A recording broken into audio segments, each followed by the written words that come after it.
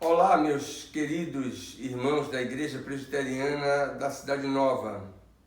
Sejam bem-vindos para mais um estudo nesse magnífico livro de Provérbios. E eu quero ler com os irmãos o capítulo 23 e assim terminar com duas lições bem práticas para a nossa instrução. O texto bíblico diz assim: quando te assentares a comer com o governador, atenta bem para aquele que está diante de ti. Mete uma faca à tua garganta se és homem glutão. Não cobices os seus delicados manjares, porque são comidas enganadoras. Não te fatigues para seres rico. Não apliques nisso a tua inteligência. Porventura fitarás os olhos naquilo que não é nada? Pois certamente a riqueza fará para si asas, como a águia que voa pelos céus. Não comas o pão do invejoso, nem cobices os seus delicados manjares, porque como imagina em sua alma, assim ele é. Ele te diz: come e bebe, mas o seu coração não está contigo. Vomitarás o bocado que comeste e perderás as tuas suaves palavras. Não fales aos ouvidos do insensato, porque desprezarás a sabedoria das tuas palavras. Não removas os marcos antigos, nem entres nos campos dos órfãos, porque o seu vingador é forte, e lhes pleiteará a causa contra ti.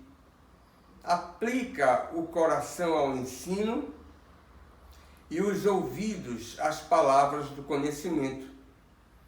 Não retires da criança a disciplina, pois se a fustigares com a vara, não morrerá. Tu a fustigarás com a vara e livrarás a sua alma do inferno. Filho meu, se o teu coração for sábio, alegrar-se-á também o meu. Exultará o meu íntimo quando os teus lábios falarem coisas retas. Não tenhas no teu coração inveja dos pecadores. Antes, no temor do Senhor, perseverarás todo dia, porque deveras haverá bom futuro, não será frustrada a tua esperança. Ouve, filho meu, e sê sábio, guia retamente no caminho o teu coração.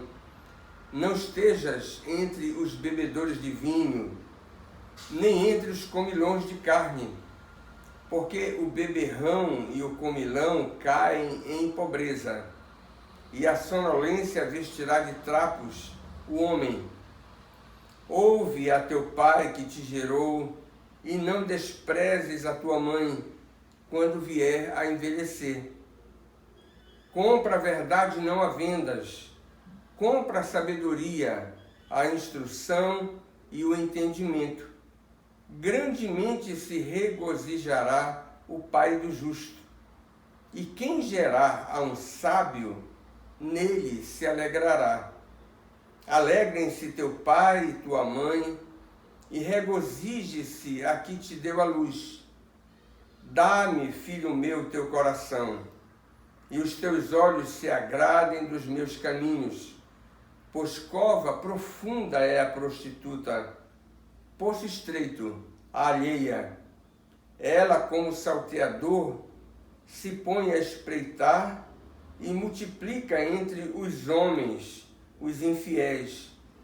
Para quem são os ais? Para quem os pesares? Para quem as rixas? Para quem as queixas? Para quem as feridas sem causa? E para quem os olhos vermelhos?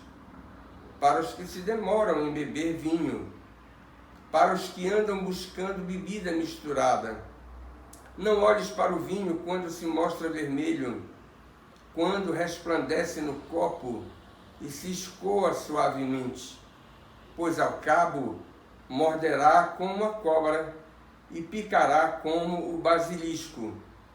Os teus olhos verão coisas esquisitas e o teu coração falará perversidades. Serás como o que se deita no meio do mar e como o que se deita no alto do mastro. E dirás: espancaram-me e não me doeu. Bateram-me e não o senti. Quando despertarei, então tornarei a beber. Eu quero ver duas outras lições que nós encontramos aqui neste capítulo. E talvez você não tenha prestado atenção na leitura, onde nós temos dois ditados sobre a inveja e sobre os invejosos. E a lição relacionada com esses dois ditados parece ser a seguinte: é quase um trocadilho. Cuidado com a falsidade dos invejosos, porém, mais cautela ainda para não invejar os ímpios. Provérbios tem 8, nada menos do que 8 ditos sapienciais sobre o assunto da inveja, que reconhecidamente ou compreensivelmente é um tema que se justifica no tratamento dentro de um livro sapiencial. E aqui neste capítulo, dos 8 versículos que nós temos sobre o assunto no livro, aparecem 2. Primeiro, aparece no 8º ditado, do que você tem aí do verso 6 até o verso 8. E nesse 8º ditado, o sábio adverte vigorosamente o discípulo para que não se deixe seduzir pelos delicados manjares da casa do homem invejoso. E é interessante notar que delicados manjares é a mesma expressão que já apareceu no verso 3 e pode ser traduzida como comidas enganadoras. Obviamente, o presente ditado não deve ser reduzido a um simples conselho relacionado com os bons costumes, que devem ser observados nas refeições que são feitas fora de casa. É claro que não se trata apenas de ética ou de etiqueta. É claro que por trás do dito, tanto no ditado que aparece no início do capítulo, como nesse 8º ditado que você tem do verso 6 até o verso 8, há questões espirituais por trás desses delicados manjares. O traço marcante aqui do invejoso, e outras traduções indicam isso com clareza, parece ser a de um homem reconhecidamente avarento. A lição é simples. Quando um avarento convida alguém para um banquete, e aí vem a tradução da Bíblia Viva, que é uma paráfrase do Antigo Testamento, ou da Bíblia inteira, lá em sua mente o homem avarento, ele está pensando: como eu posso tirar vantagem desse camarada? E parece ser uma lição bem parecida com aquela que você tem do governador convidando um conviva, um súdito, para um banquete envolvendo também delicados manjares. Então, o cuidado parece ser uma advertência do sábio para o seu discípulo a respeito do cuidado que ele deve ter diante de um homem avarento que oferece para ele um banquete com delicados manjares. O segundo ditado relacionado com o assunto da inveja está no verso 17 e no verso 18, que você tem o 12º ditado do livro dos sábios, onde o texto ensina que a inveja é um pecado que pode assaltar os verdadeiros crentes, porque a advertência que você tem aí nesse 12º ditado é uma advertência dirigida a pessoas que são verdadeiros servos de Deus. E é muito interessante lembrar que o livro de Provérbios já advertiu em capítulos anteriores uma coisa muito contundente a respeito da inveja. No capítulo 14, no verso 30, Provérbios diz que a inveja é a podridão dos ossos, uma expressão muito dura para classificar esse pecado que está entre os chamados 7 pecados capitais. Aqui nesse ditado, o sábio adverte o discípulo a não se ressentir, não sentir não experimentar ou não desenvolver ou não cultivar qualquer sentimento negativo quando contemplar a riqueza característica dos homens que não conhecem a Deus. A aparente sorte temporal, material dos ímpios. E talvez você possa dizer que, mas esse pecado não acomete aqueles que são servos de Deus. Ou talvez você possa dizer, esse pecado não acomete aqueles que têm uma elevada estatura espiritual.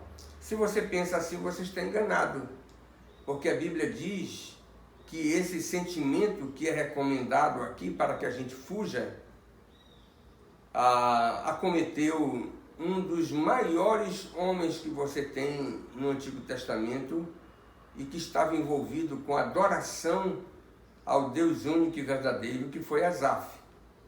Basta você ler o que ele escreveu no Salmo 73. Irmãos, a única forma, nos ensina um ditado aqui, e essa deve ser uma lição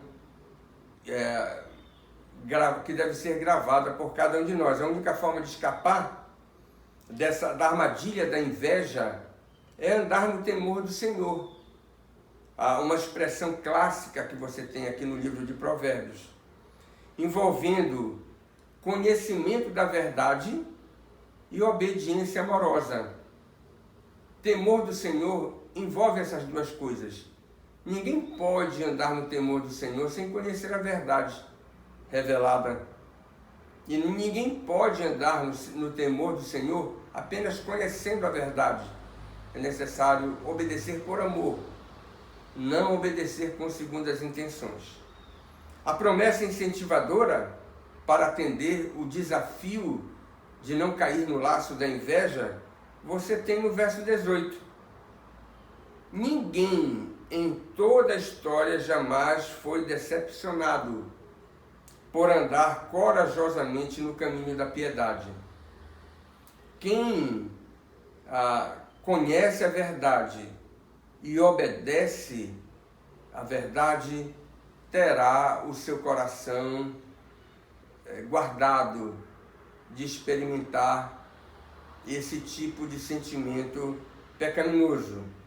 E eu quero dar uma boa notícia para você. Essa promessa que nós temos aqui, no verso 18, ela continua valendo, ainda está de pé. Isso significa dizer que não existe nenhum homem que, obedecendo o conselho que você tem aqui, será decepcionado na sua vida por andar no temor do Senhor. A segunda lição que eu gostaria de compartilhar com os irmãos, ainda nesse capítulo 23, é sobre o materialismo e sobre a imoralidade. E a lição parece ser a seguinte: o materialismo e a imoralidade são pecados bem conhecidos na história humana e que arruinam a vida de muitas pessoas. Materialismo e imoralidade. E eu pensando, refletindo sobre esses dois pecados, especialmente naquilo que esse capítulo nos ensina, me veio à mente um dito popular que você já deve ter ouvido várias vezes, e ele é até engraçado, e eu faço questão de mencionar aqui. 3 barras acabam com a vida de um crente, destruindo o seu testemunho. A barra do ouro, a barra da saia e o São João da Barra. Talvez você já tenha ouvido isso várias vezes. Mas sabe o que é interessante? Essas 3 barras, elas aparecem aqui nesse capítulo. Nós já tratamos da bebedice, o álcool, que aparece no início, no meio e no fim do capítulo. E agora nós vamos ter a oportunidade de tratar das outras 2 barras, da barra do ouro e da barra da saia, não é? Todos esses 3 pecados aparecem salientes nesse capítulo. Muito interessante essa coincidência.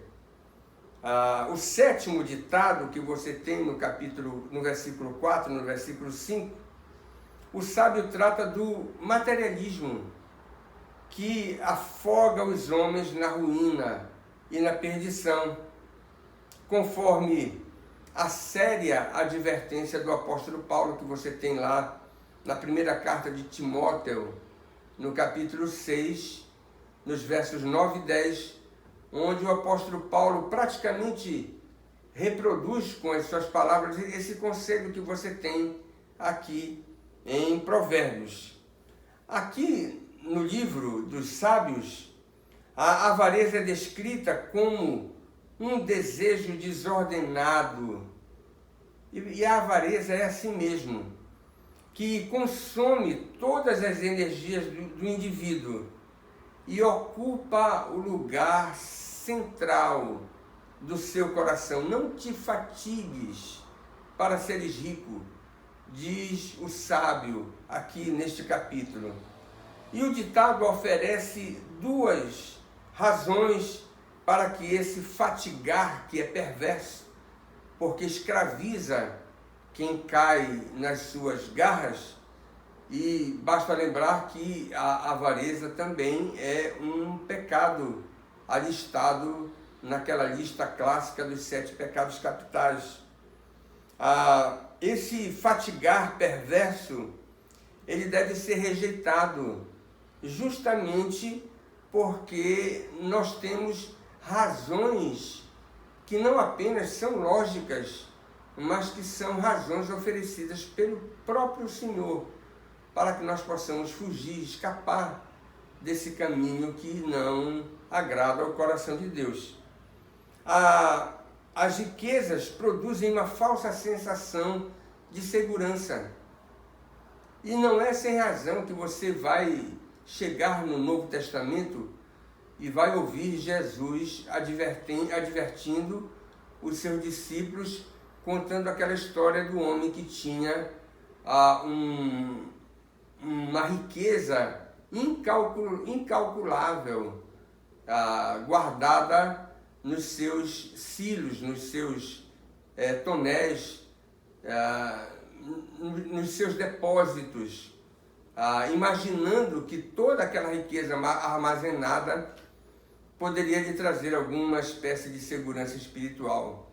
E a resposta da parte do próprio Deus é de que ele era um louco, porque naquela noite a sua alma poderia ser pedida. E o que seria dele, mesmo tendo toda aquela riqueza armazenada? A falsa segurança que a riqueza produz no coração dos homens é uma terrível armadilha espiritual que vai conduzir muitos homens que, confiados na riqueza, vão estar desapercebidos das necessidades do seu próprio coração e da sua alma. Fujamos, portanto, de tudo aquilo que possa produzir em nós falsa segurança. E a segunda razão que você tem é que elas são mais voláteis do que se imagina.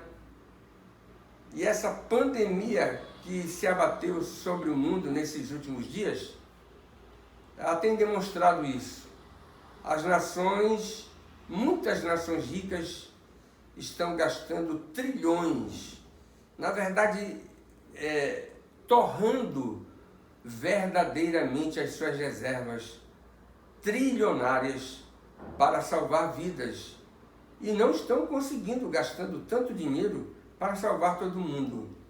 Milhares e milhares de pessoas estão morrendo, demonstrando com isso que aquilo que nós temos aqui é uma verdade incontestável.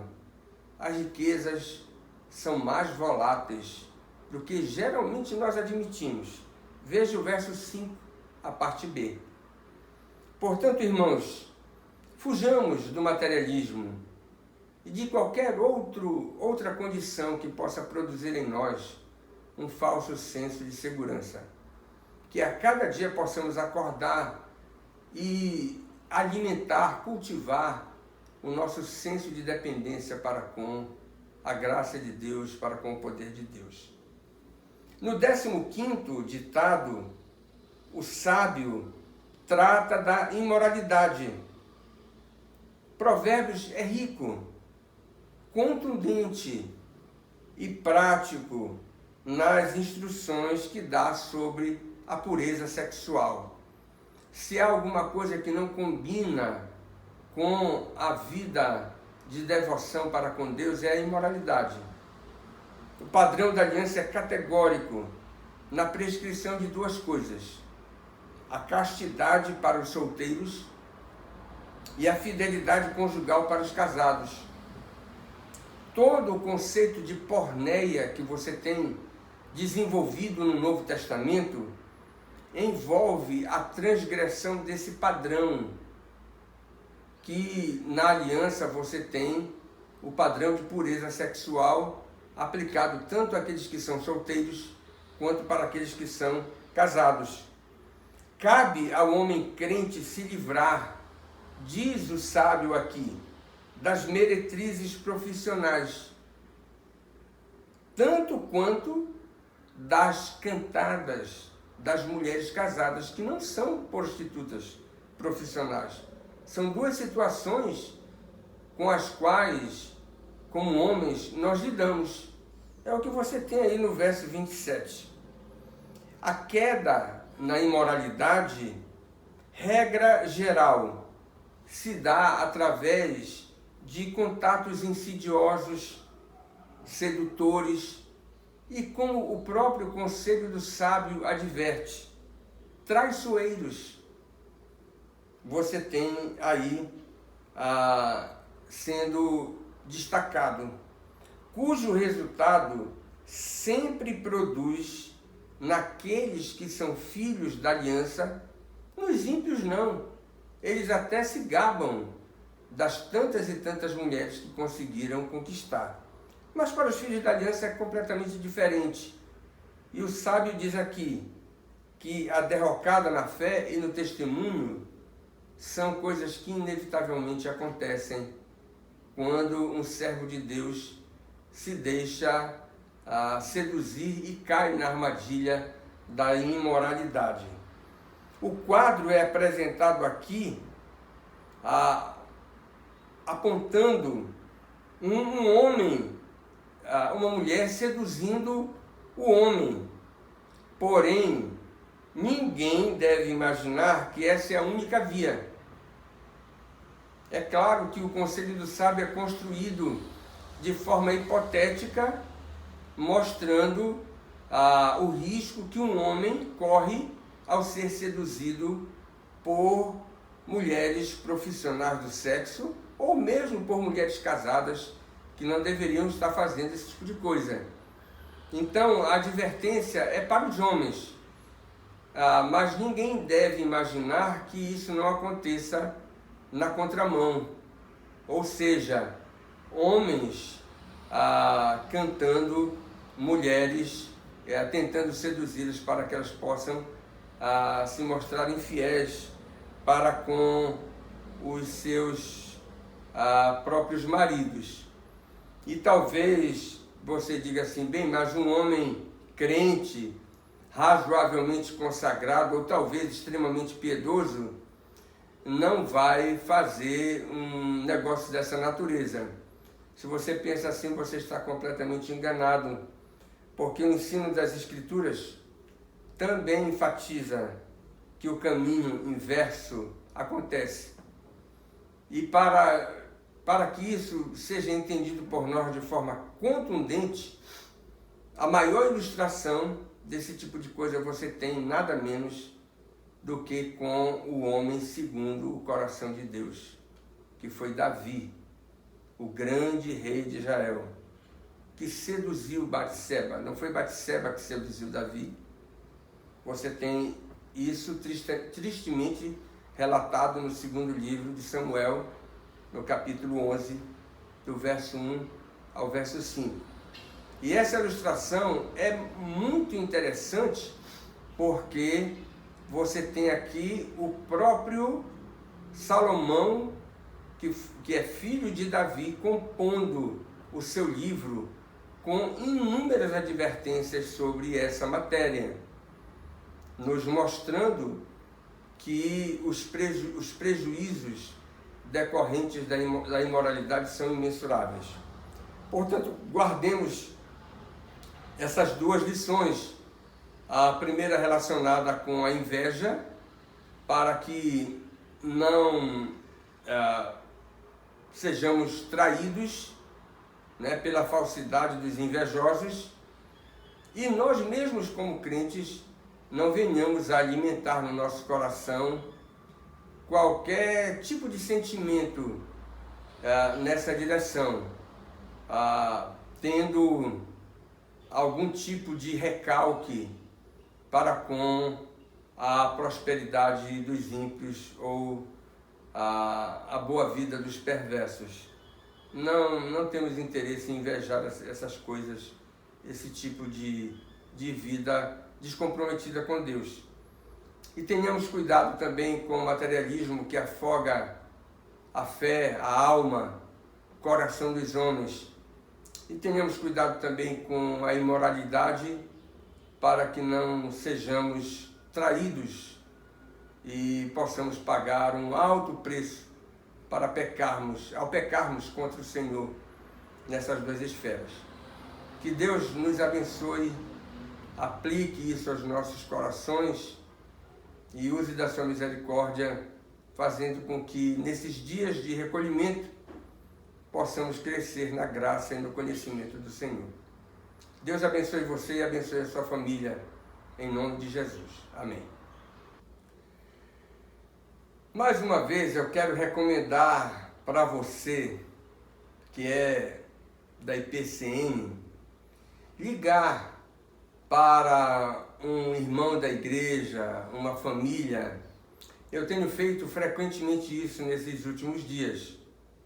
Não simplesmente porque eu sou pastor, mas como crente, membro desse condomínio de pecadores, eu acho muito interessante ligar perguntando como é que o irmão está, como é que a família está, se está todo mundo bem, para que através desse gesto tão simples nós possamos demonstrar que temos uma preocupação com os nossos irmãos, ainda que estejamos obrigatoriamente separados do convívio físico.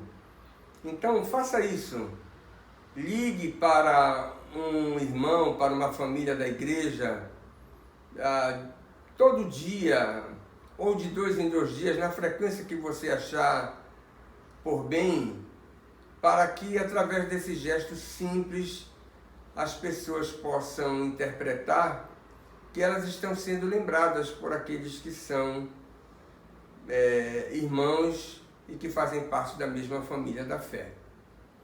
Quero também recomendar que você visite os diversos canais que estão sendo alimentados para a nossa edificação nesses dias de recolhimento obrigatório. Vou pedir que você visite a nossa página no Facebook, o Instagram da igreja e também o nosso canal no YouTube e o blog que está sendo alimentado com matérias edificantes e pertinentes ao momento que estamos experimentando. No YouTube, não deixe de se inscrever, não deixe de curtir, de ativar o sininho para você receber as notificações. A Luciana está me lembrando aqui. E deixar o seu like, o seu joinha, que é uma espécie de incentivo para aqueles que estão trabalhando nessas plataformas com todo o empenho e com toda a dedicação para que, através das mídias sociais da igreja, nós sejamos abençoados de alguma maneira. Se você tem sugestões, se você tem algo para compartilhar ou gostaria de ensaiar um cântico com o coral da sua casa, eu peço que você faça isso e quem sabe a gente possa reunir umas 2 ou 3 ou 4 apresentações e postar essas apresentações no YouTube, no nosso canal da igreja, para que os próprios irmãos tenham a oportunidade de receber a bênção também através dessas canções que são entoadas. E eu faço aqui um desafio especial para a família Santos, Evaristo, Leide, André, Tirza e Camila, para que possam se reunir e gravar um cântico em vozes para nos abençoar. A família Moia também já gravou o seu, já está reservado, vai ser publicado também no YouTube. Desafio também a família do irmão Abimael, para que juntamente com os seus possa gravar um cântico para ser publicado também. E os demais cantores da igreja, a família Oliveira, Bernardo, Eliette, Débora e Gabi, e tantas outras famílias, para que esses vídeos possam ser curtidos por nós e possamos ser abençoados com a doce voz dos irmãos que desejam alcançar o nosso coração com canções que nos alegram a alma. Faça isso. Deus abençoe grandemente você nesses dias de recolhimento em casa. Que a palavra de Deus tenha um lugar especial na sua mente e no seu coração. Em nome de Jesus. Amém. Tá, essa parte que a gente gravou agora, eu vou separar do vídeo original. Vou fazer um vídeo só desse e mandar, a gente manda nas redes sociais. Agora eu preciso que Não, eu preciso, porque as outras pessoas não precisam saber. Precisa, olha...